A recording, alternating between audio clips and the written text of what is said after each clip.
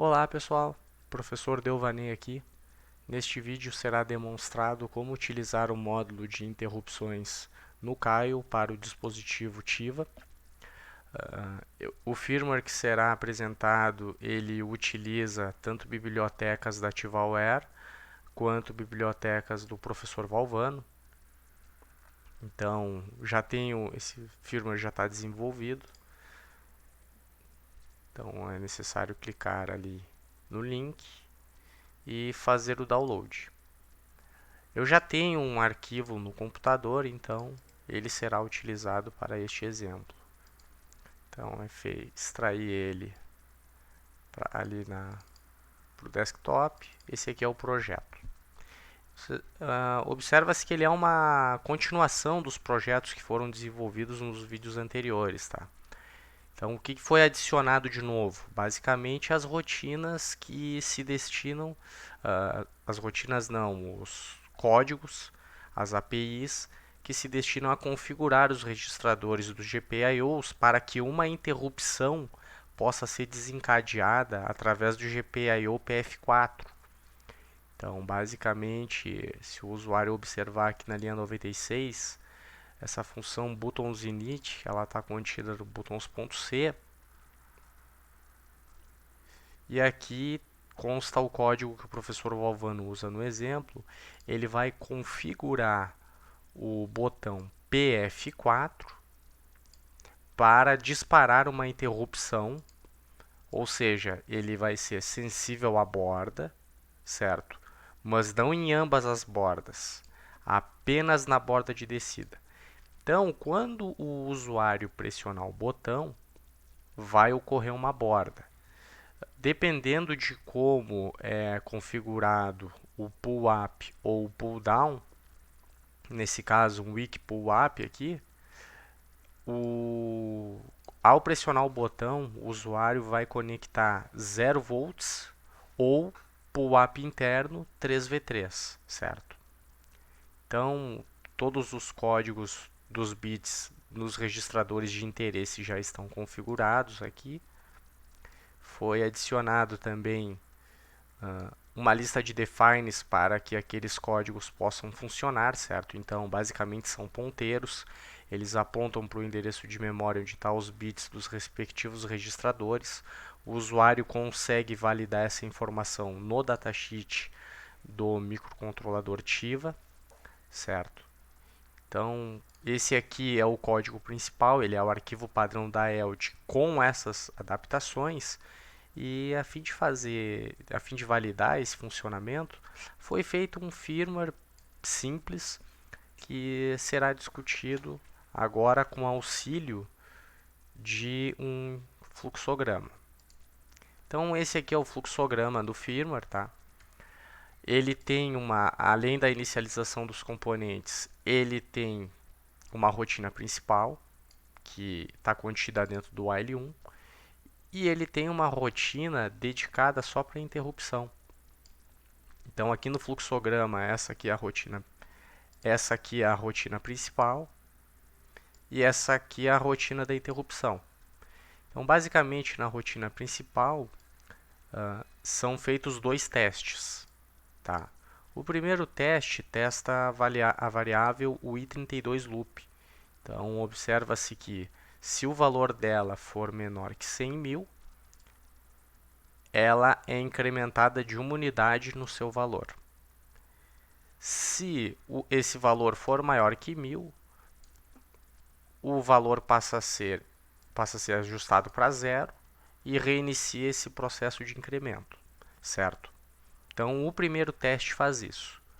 Aqui na linha 123, um outro teste é feito, simbolizado aqui no fluxograma.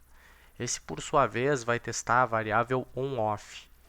Então, se a variável on-off for igual a 1, o GPIO F2, PF2, ele recebe nível lógico zero, conforme consta aqui na linha 124.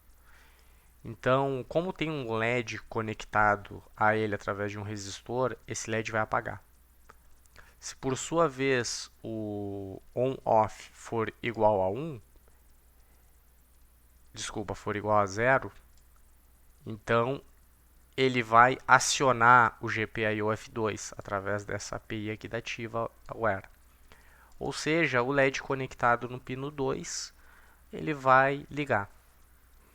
E aqui, como é feito nos exercícios anteriores, tá? Um ponteiro, tá? LEDs é um ponteiro que aponta para os registradores do PF2. Então, o usuário consegue observar o status de PF2 através dessa variável, tá? O que é interessante observar é que no código principal não tem em nenhuma linha o estado de on-off é alterado, certo? Então, se o programa rodar, a princípio, o on-off nunca vai ser alterado aqui. O on-off, por sua vez, ele é alterado na rotina de interrupção. Então, aqui na linha 141, essa exclamação à esquerda da variável denota uma inversão. Então, se o on-off é igual a 0, esse valor invertido vai ser 1. O novo valor de on-off passa a ser 1. E se for 1, passa a ser 0, certo? Basicamente, isso é feito na rotina de interrupção. Então, explicando brevemente o funcionamento aqui, a gente pode considerar que o estado inicial dessa variável vai ser 0 e da variável on-off vai ser 0. Então, quando o microcontrolador decodificar essas linhas e decodificar esse laço condicional while1, ele vai ficar confinado aqui dentro. Então, ele, ao executar a primeira vez, ele vai fazer esse teste. O i32 loop é menor que 100.000? É menor. Então, ele vai incrementar on-off de 1. Vai executar o segundo teste. Desculpa, o i32 loop. Vai executar o teste. On-off é igual a 1. O valor inicial dela é 0. Então, o que ele vai fazer? Ele vai ligar o LED.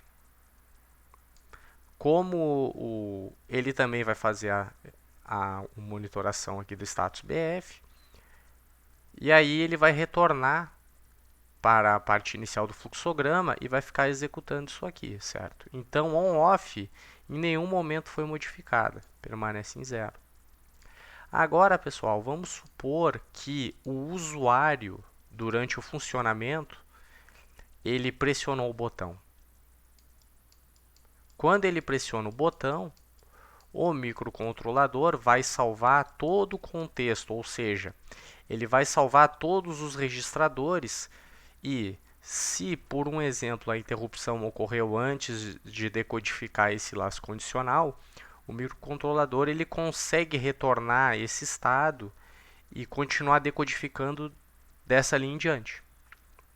Então vamos supor que o usuário pressionou o botão, teve uma borda, desencadeou a interrupção.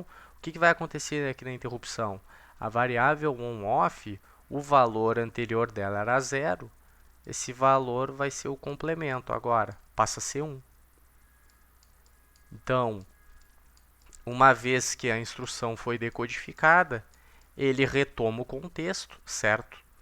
E ele está parado aqui no laço condicional. O i32 loop é menor do que 100.000? É menor do que 100.000. Então, ele vai executar o incremento de i32 loop, ou seja, ela vai ser igual a 2. On-off agora é igual a 0? É igual a 1? A resposta é igual a 1. Acabou de ser alterada pela interrupção. Então, o GPIO F2 ele vai ser ajustado para obter um nível lógico alto na saída. Então, o LED vai desligar, certo? Então, basicamente, o usuário pode observar que a principal diferença dessa linha para essa linha foi a interrupção. Então, se porventura o usuário pressionar o botão novamente, o microcontrolador vai decodificar a interrupção, on-off é 1, vai ser igual a 0, ele vai incrementar aqui novamente, porque o i32 é menor do que 1000. Aqui no teste, ela volta a ser zero, ou seja, o LED acende. Então, sempre que o usuário apertar o botão, ele vai alterar o valor de on-off.